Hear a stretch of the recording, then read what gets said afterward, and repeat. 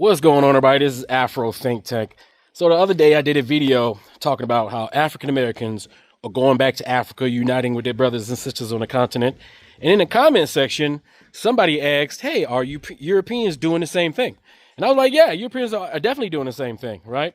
But it's not something that is talked about the same way we're talking about it.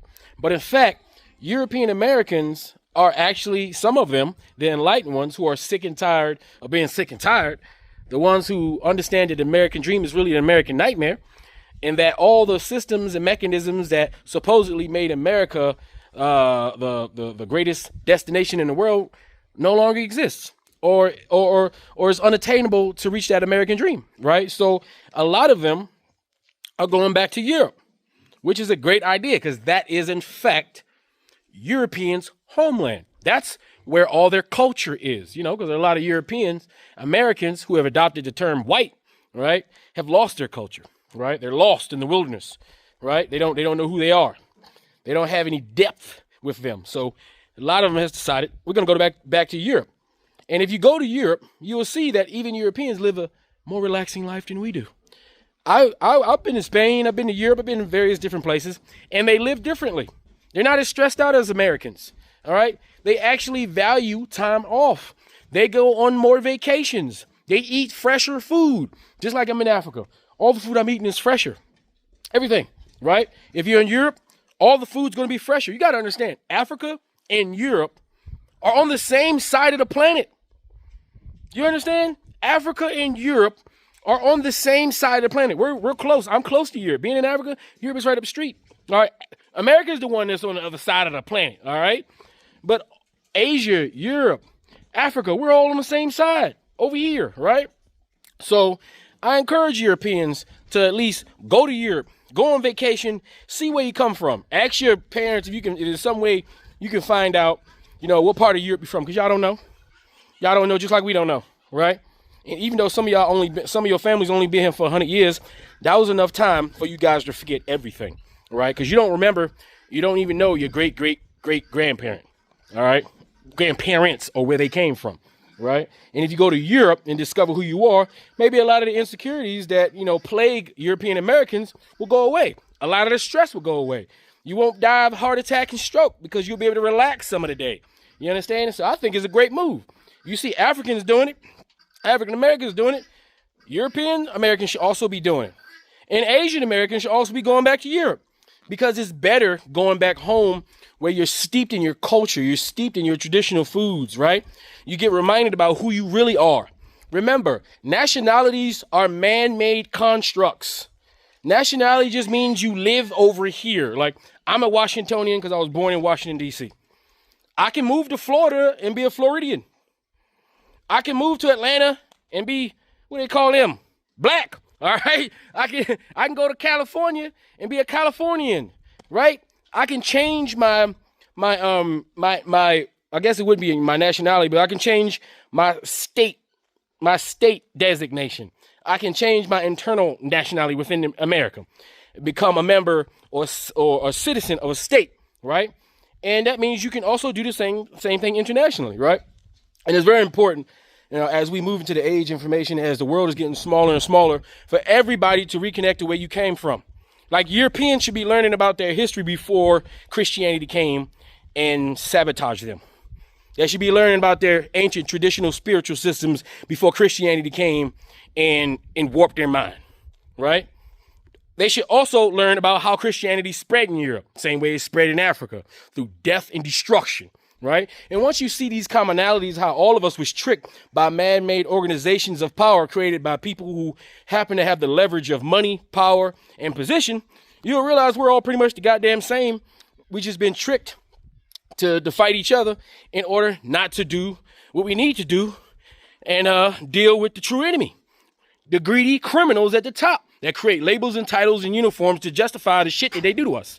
All right. So without further ado, I'm gonna go ahead and put this here so y'all can see Europeans is leaving America too, going back to their homeland the same way Africans are doing. Anyway, tell me what you guys think in the comment section. It's Afro Think Tank. Learn something, teach something. I'm out. The best thing I ever did for my health, my mind, and my soul, and the benefit of my family was get the f out of the United States, man. That place is a work in progress if you haven't noticed. If you got children and you love them, and you got health problems, you want to get healthier, you're depressed, or you feel bad, or like something's missing in your life, get out of the United States, man. I want to say like 50% of your problems will get better, and you don't even know it.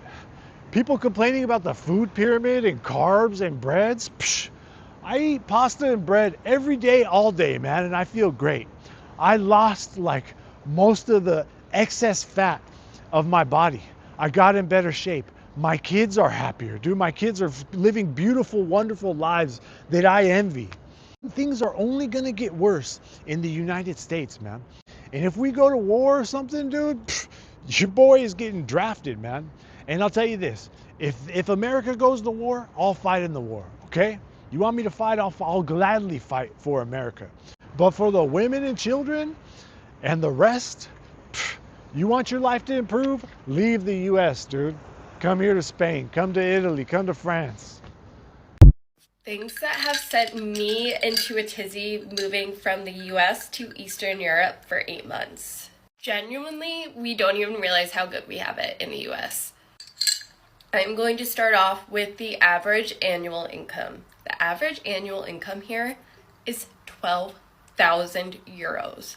12,000 euros. Which is basically the same in US dollars, so maybe like 13,000. Wage here is 4 euros an hour. Now I'm realizing why food and everything is so cheap here. Like beer is 1 euro. No wonder why people drink so much. Number 2 is sexism. I feel like I'm living back in the 1800s where women don't have rights. I feel like a lot of women here are looked down upon. And me, I have my doctorate. I am a physical therapist. I'm in the fitness industry. Coming in and trying to get a job here, I almost get like laughed in the face because I'm a female. And I quite literally did. I was at my husband's hockey game here, and this is now like the 5th hockey game I've been to, and they literally do not supply women with toilet paper in the women's bathroom. I've never seen anything like that. Number 3 is just not having air conditioning or a dryer or any kind of what we would call basic equipment like back in the States. They don't have that here. Not even at the gym. Like, there are no water stations at the gym. There's no air conditioning, nothing like that. I'll ask for ice in my drink and they will literally take a little tongue, pick up one little ice cube and put it in my drink and say that's iced coffee. Things open super late and close super early here. So if you wanted to go get a coffee in the morning, it's not going to be open until 9 a.m. And then if you would like forgot an ingredient or wanted a late night snack, the grocery store will be closed at 9 p.m. And every shop will be closed much earlier than that. Like, I'm working on the weekends now, and I want to get a workout before I go into work, but the gym doesn't open until 8 a.m.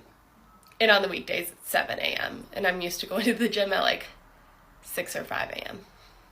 Also, if you think gas is expensive in the States, gas here is about $7 or $8 per gallon. So now I really know why people take public transportation, because it's so expensive here. And if you think about it, your wage here is like 4 or 5 euro an hour. If 1 gallon of gas costs 7 or 8 euro, then like, how can you live? I don't know. I don't think I realized how spoiled I was back in the States, and I have a much greater appreciation for that. But I also have an appreciation for a much more family-oriented and lighter work schedule here. And it really makes you value the worth of $1 or €1.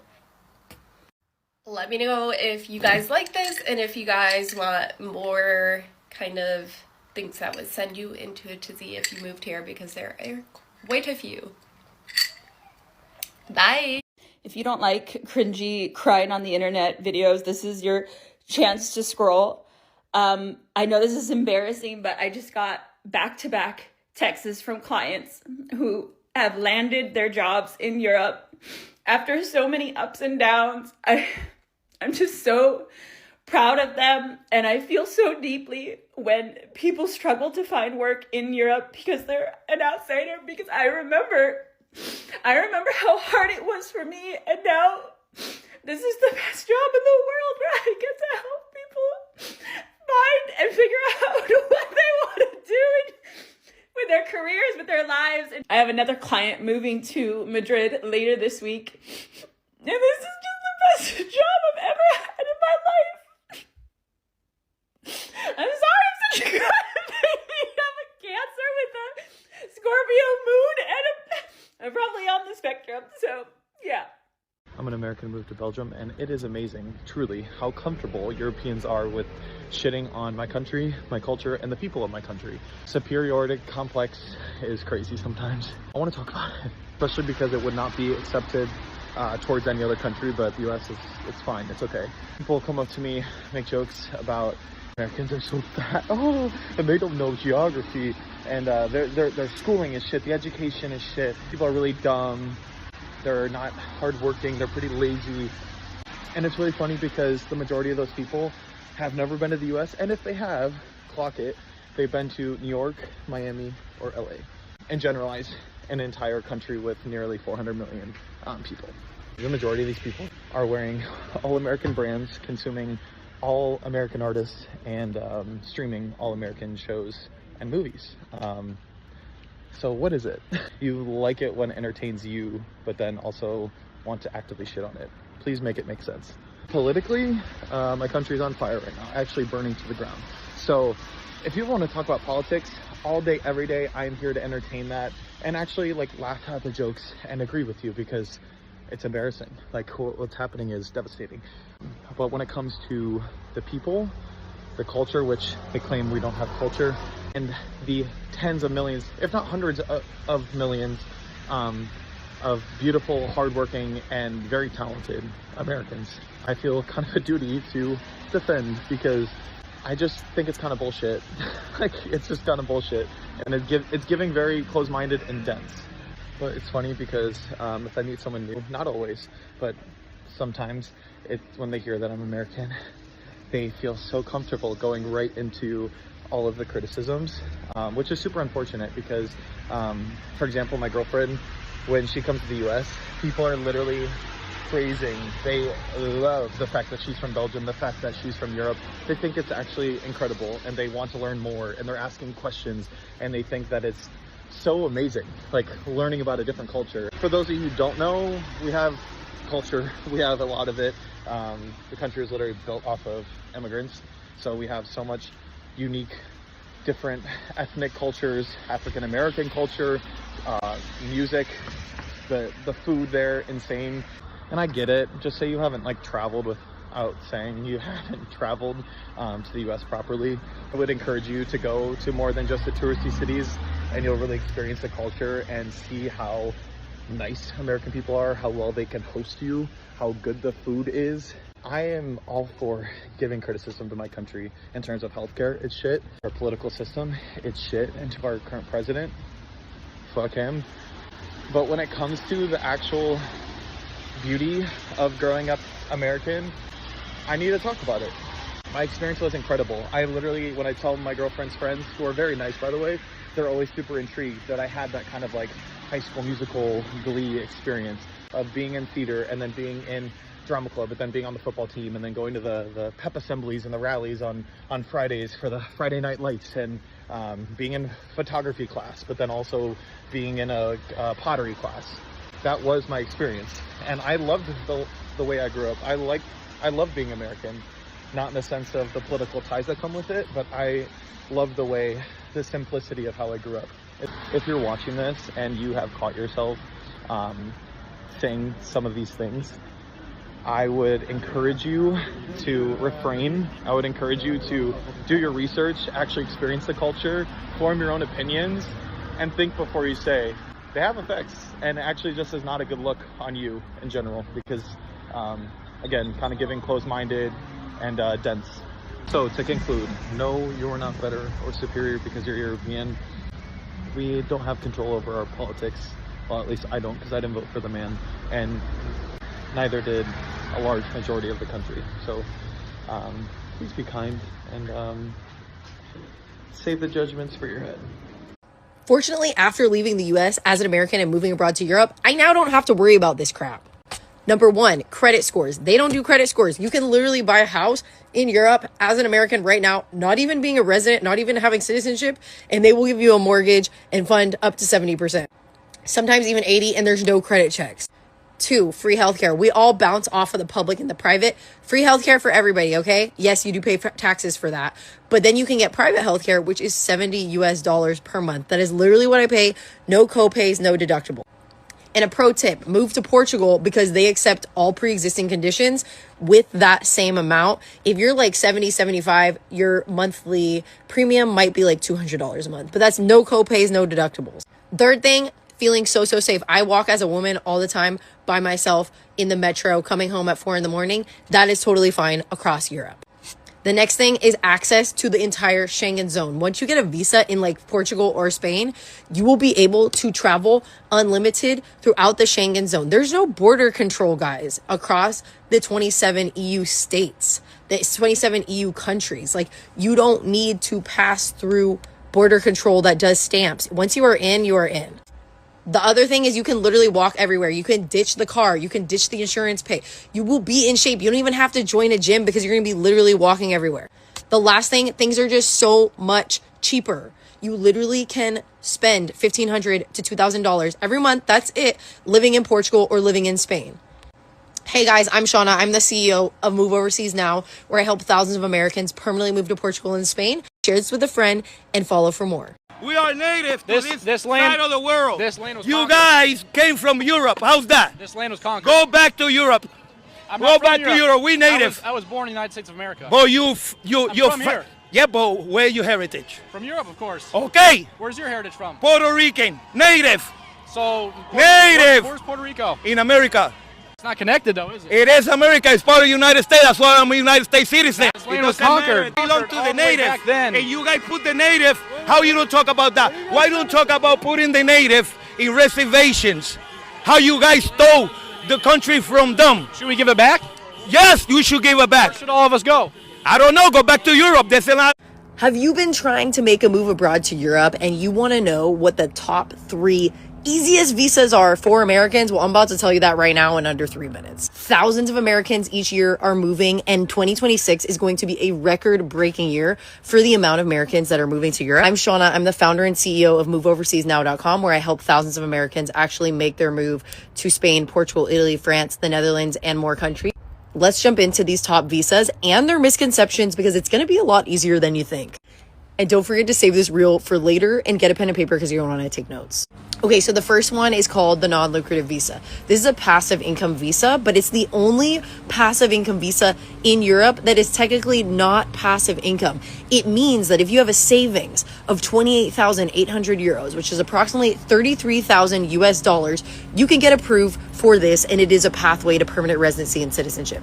Now, the biggest misconceptions is, well, first, yes, you're not supposed to be working on this visa, but do a lot of people work on it? They do. They actually start a business their first year, and then they pivot to a self-employed permit. The other thing they do during year 1 is, let's say they don't have more money to keep renewing that non-lucrative visa. Well, they either get hired at a company or they start a business. So this debunks the other myth, which is you can't get this visa if you don't have, hundreds of thousands of dollars. If you only have $33,000, you can get this visa. It'll be a great pathway in, and then you have pivots down the road for permanent residency and citizenship. The second one I recommend, and not a lot of blogs or articles or Facebook groups are going to be talking about it, it's called the DAFT visa in the Netherlands, DAFT. It's just for Americans. You basically start a Dutch business. All you have to do is fund a Dutch bank account with 4,500 euros. and you literally can start a business that you don't even have experience in. This is a great pathway for those that really want to get into a country quick, because you enter with your American passport and you do all of the paperwork there, and it has pretty much a 99% approval rate. So the next visa pathway I recommend are student visas across all of Europe. There is no age cap for these. So if you have a savings of approximately 10,000 US dollars, and yes, you can use your credit card or your loans to show this in the consulates, people are going over there and enrolling in a master's, a bachelor's, a doctorate for sometimes even $100 per semester. That's in Germany, for example. Now, at maybe a Spanish university, you would be paying $1,000 a year, okay, at a public university. And yes, there are programs that teach in English. If you're trying to make your move abroad in under a year, comment the word abroad below and I will send you an invite to my next live masterclass. Follow for more and share this with a friend. No one knows this, but the French government has a program specifically for Americans that will literally pay you to move to France and build toward French citizenship. It's called the TAPIF program, and it's aimed at attracting native English speakers to work as language teaching assistants. The program offers around an 800 to 1,000 euro a month living stipend to work 12 hours per week, and you're allowed to work other part-time jobs as well. The craziest part is that you don't even need to be a teacher, run a classroom, or have TEFL certification. You just need to serve as a native English-speaking assistant to other teachers. One catch is that you don't get to choose the city where you go, but you're given an assignment by the French government for where they need you. You can stay in TAPIF for up to 4 years, and this time counts towards the 5 years that you need for citizenship. So you can use this time to find a full-time job teaching French or explore other long-term residency options. I'm Travis. I help people move to Europe with clarity and confidence. Follow along for more daily tips. Bye, good luck. I'm an American leaving America behind and I'm going to Italy. Last year my husband and I got a place in Italy and we're finally going to spend some time there. I quit my job this week to do content creation and chase my dreams and passions. Right now I'm packing and it's really hard. I'm trying to fit 6 weeks worth of shoes and clothes, etc. into 2 large suitcases, a carry-on suitcase, and a Louis Vuitton duffel. So far it's not working, so wish me luck. I have a lot planned over the next few weeks and I can't wait to show you guys what's in store, so stick around and ciao for now. Okay, here are the top 3 cheapest European countries that Americans can move to this summer. Number 1 is going to be Georgia. This is one of my favorite countries ever in the world. I was just there a few months ago and was spending less than $20 a night for accommodation. It has really incredible history and just beautiful mountains and all. It's really great. Americans can move there for an entire year with no questions, so it's a pretty good offer. The second one is going to be Croatia. Croatia has beautiful beaches and it is where they filmed Game of Thrones, so that's kind of nice. Croatia has a really good digital nomad visa that you can use. And number 3 is going to be Estonia. Estonia is a really cool country in the North Baltic Sea, and their capital Tallinn is a beautiful old town, and they also have a really good and accessible digital nomad visa. Follow for more Move to Europe tips for Americans. I've had so many people tell me that I should just go back to Europe, that at this point I'm starting to think, how funny would it be if we did though, right? I mean, just ignoring the fact that Spain is in Europe and all of you people are Spanish that keep saying that, ignoring that fact, how funny would it be if all of us Americans in the United States just packed up and went to Europe, right? And then your cartels would take over the whole United States and you guys would have to actually buy tickets to follow us to Europe to find countries that you actually want to live in, since you don't want to live in the ones that you created, that your people created. You know what I mean? How funny would it be if all of us people in North America, all of us American citizens in the good old USA just said, you know what? Forget about it. We're going to go to Europe and just give it all back to you guys. I wonder how long it would take you to build rafts and start floating over to Europe to be where we are. Because apparently you love us so much you can't stand to be without us. You know you don't want us to go back to Europe. Take it back. Peace and love. I'm out. You could just move to Spain. No one can stop you. You could just move to Spain on one of these 3 visa options and reinvent yourself, reinvent your family life, your dynamic. I'll tell you how. A lot of people forget that Spain actually has a self-employment visa, where you don't even need to prove that you have income yet to apply and qualify for it. Lots of the European countries have a self-employment visa. My cleaner is literally on a self-employment visa right now. Or the non-lucrative visa, where you don't need to necessarily be retired yet, but you need to prove that you have a certain amount of savings, and then there are certain points in which you can roll onto a new visa if you are able to find employment opportunities. Shout out to my student visa, okay? You can do a master's as an international student for as little as 5,000 euro per year. There are just so many different pathways abroad. We just gotta find one that's right for you. Moving to Europe won't solve all of your problems. However, it might solve one or two problems, and for many people, that's more than enough. Maybe the problem you're looking to solve is healthcare. Earlier this summer, I saw someone at a restaurant pass out due to the heat. And when the ambulance got called, they came to and they started begging not to be put on that ambulance. They're like, no, I cannot afford to go to the hospital. I was just thinking, isn't it so crazy that we live in a place where people would rather beg not to go on an ambulance to go get better, get the treatment they need, because they're worried about being financially ruined. Here in the States, that's normal, and it shouldn't be. Look, no country in Europe has a perfect healthcare system. No, but I can't think of many where you'd be begging not to be put on the ambulance because you couldn't afford it. But maybe you're not worried about your healthcare here in the States, and that's totally fine. Maybe you're worried about your work-life balance. If you work a minimum wage job or something like that, here PTO is, well, a myth. Look at the job postings in Europe, any country, and how many benefits they offer, how much PTO they offer compared to what is offered here in the States. In many countries in Europe, work-life balance is built in.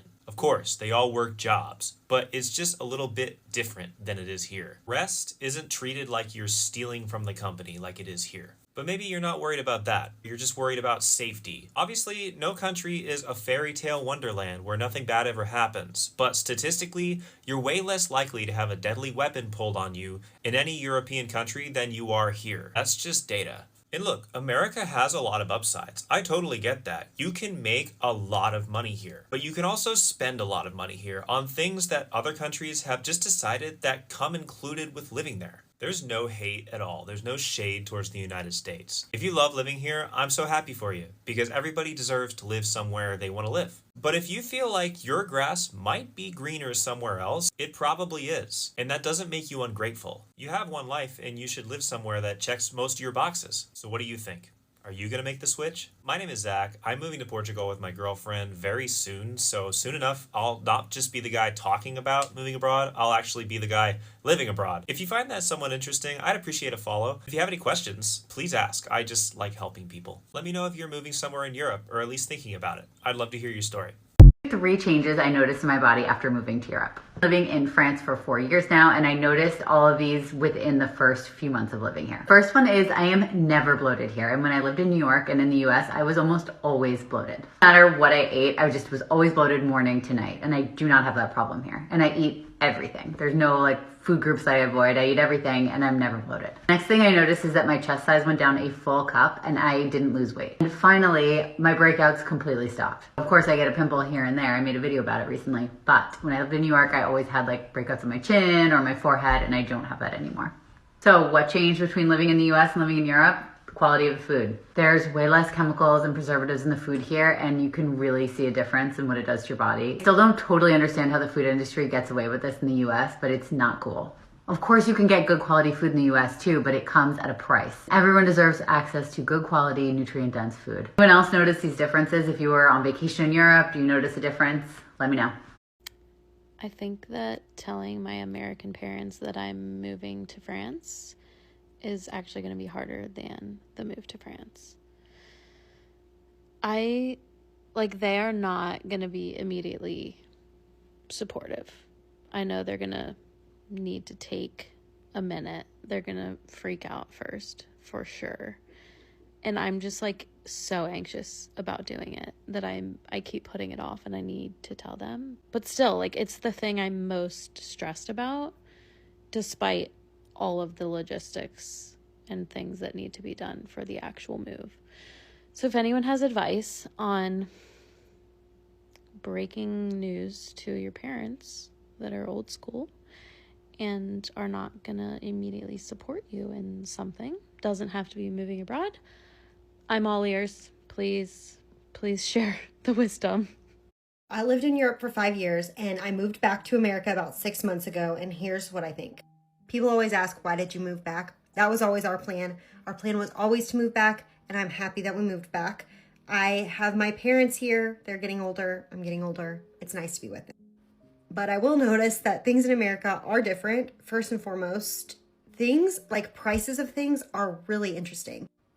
Grocery store prices in America suck. Sorry, they just do. But I think that clothing is cheaper in America. I did miss customer service in the US. I think customer service in the US is way better. But portions are wild. Portions are just so crazy wild here. And it is so much cheaper to get fresh food in Europe in general. I lived in France, Germany, Montenegro, England. It's cheaper for all of those. And I've visited over 40 countries in Europe. Food's just cheaper. I always go to the grocery store.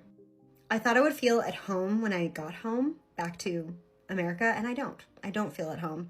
I feel like I'm never really sure where my place is in the world, and maybe that's just life, but it's how I feel. 15 weeks ago, we moved to Europe, and today we are officially back in the United States. We're back, baby. Okay? You know what? We learned our lessons. Some things, you can make a mistake. You can reverse your decision. You can say, you know what? This isn't for me. Yes, we had an amazing time here. Yes. I want that. Life-changing, It was not truly. a failure. We had an Truly. amazing life-changing Yes. trip. We came together as a family, as a couple, as Yes. a business. We refocused. We're energized again. There's some things you don't know until you do. So Yeah, you it know was what? awesome. If you're ever thinking, People are gonna do I think- do it? Do it. Do it. You can undo it. You can say no. You can go back. You can change your mind. Let this be an example. Again, it's okay. So We're yes. excited. We're excited. We're excited. Go back into this business. We got a lot of stuff coming out, Yeah, rolling lots of out, plans. and A lot of plans. Nice sweatshirt, by the way. Thank you. It's gorgeous. So much. While I was in the flower shop getting these most beautiful flowers for a friend's birthday, the guy that was making my flowers was like, "Where are you from?" And I was like, "Florida." And he was like, "United States?" And I was like, "Yeah, unfortunately." And he was like, "Oh, you don't look like an American." I was like, "Oh, thank you very much." And I go on to tell him that, well, no, first he tells me that I look like Russian or something. And I was like, well, I am Bulgarian. And it's funny because nobody ever tells me that I look Eastern European. They always just think that by my last name. So this was a new one. I'll take it. Take it as a compliment for sure. So we just moved back to America after about 7 years in Europe, and we're having some major reverse culture shocks, so here we go. For some context, we lived in small town Germany for about 3 years, and then small town Italy for 3 years as well. And I know my hand is orange, by the way. I forgot to wash after self-tanning. This is shocking to say because we're both from the Midwest, but it took us years to stop asking people how you are every time you see them. Hey, how are you? At the gas station, at the store, whatever. Because you don't typically do that, especially in Germany, unless you know someone. And now that we're back here and everyone is, hey, how are you? How's your day?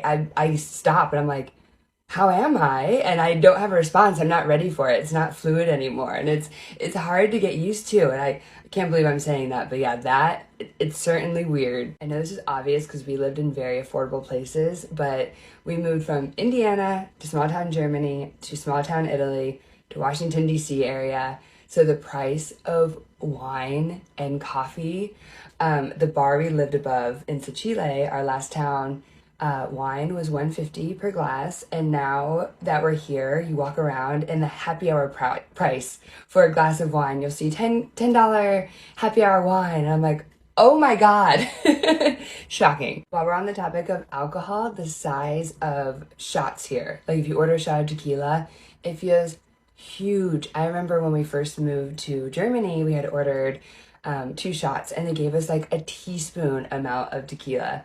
And now that we're here, when we first got here, we went out and we ordered tequila shots, and I had never been so accidentally drunk in my entire life. Being carded also is so weird, especially because in Europe, like I've bartended in Europe and I didn't even have to ask 16-year-olds for their ID, you know? So it's weird to think about bringing your ID out and people asking for it and not seeing children in the bars anymore, which is nice. It was always weird to see kids at the bar, but yeah, definitely strange. refills. I remember when we first moved and we had ordered a Coke at dinner, and then they give you a can, and then you ask for another one and they give you another can, and they charge you for each can or bottle or whatever you get. And now being here, I can't really fathom needing 2 Cokes at dinner or 3 Cokes or 4, you know. I remember being younger and getting like 6 cherry Cokes with dinner. But now it's like I have my one and I'm like, okay, I don't need a refill. Thanks. The speed of restaurant service here, it feels so fast coming from Europe. I remember when we first got there and we would sit at a table and like you'd be sitting for like half an hour before anyone even acknowledged that you were there or, you know, brought you a menu or brought you drinks. And it was shocking, you know, because in America you're trained to turn tables, get in and out, be able to get in a restaurant on your lunch break. I used to bartend in Germany, and I had bartended and served in the States for years. And I remember serving these German guys, and they had, you know, a quarter of a beer left. I was like, oh, would you like another beer? And they were like, no. And I was like, or no, not yet. And I was like, okay, I guess I'll be back. And, you know, they sat there for hours, and their beer's warm. And they finished their beer, and I came back, and I was like, would you like another beer? And they're like, not yet. And they're, like, clearly irritated by me. And I was like, what's the deal? And I realized that the service style in Europe is just so slow and relaxed, and people go to a restaurant to enjoy their time, and they don't like to be harassed. So now coming back to the States, like I don't feel harassed or bothered by it, but I definitely notice that it's like fast, fast, fast. Like, here's your drink, here's your order, here's your appetizer. All right, see you. Checks there before you even finish your food. So it's hard to get used to the flip side of that, but it was so much harder, I think, to get used to the slow service. The speed limits and the highways, it just feels like you are crawling here. Germany has the Autobahn, and Italy, no one gives a shit about the speed limit, so it's kind of a free-for-all. Like coming here and hitting a 55-mile-per-hour speed limit on the highway is shocking. It is a culture shock. It just, it feels so slow. Okay, and last one for now, is not needing cash everywhere. Like at least in small town Italy and Germany, in cities too, you know, you need cash. Like if you buy a coffee or a water bottle or something is under €2 or €3, they don't want to run their card. But it's actually so opposite here. There's so many places that don't even accept cash anymore. So I don't think we've had an American dollar out of the ATM actually since we've been here, but we still have euros left over because we had to have them everywhere. Let me know if I should make a part 2 because there are so many. I feel like America has changed so much in the 7 years that we were gone, but also we have too. So it's fascinating, and I want to talk about it before everything becomes normal again. Free Sudan! Boycott diamonds and gold! Free Sudan! Boycott diamonds and gold! We most definitely cannot forget about the people of Sudan. Thanks for watching Afro Think Tank. Don't forget to like, share, and subscribe. And follow me on Substack and Patreon for more content. Remember, it's Pan-Africanism or nothing.